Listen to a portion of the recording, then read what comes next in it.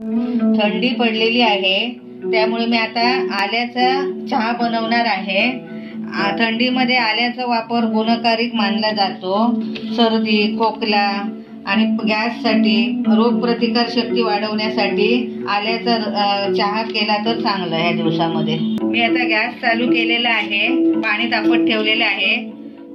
मी आता हे पाणी 1 पेला घेतलेलं आहे। आपल्याला 1 पेल्यासाठी आता मी आलं थोडंसं आता घेणार आहे किसून।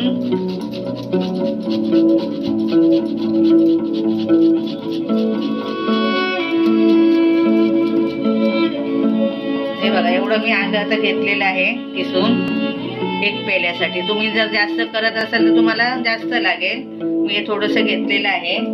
आता मी याच्यामध्ये 2 चमचे साखर टाकते।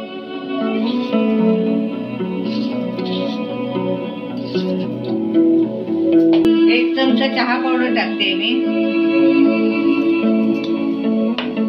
आता हे उकळू द्यायचं आहे आपल्याला।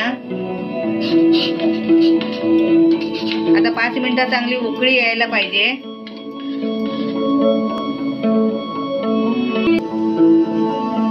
आता ही उकळी येते आहे, अजून 2 मिनिटं चांगलं उकळू देत। आपल्याला सर्दी खोकला वगैरे झाला ना की आपण काय करतो, डॉक्टरकडे जातो। त्याऐवजी आपण थंडीच्या दिवसामध्ये जर आल्याचा चहा पण केला ना आणि प्यायलो तर सर्दी लगेच कमी होते। गुणकारिक आहे आलं।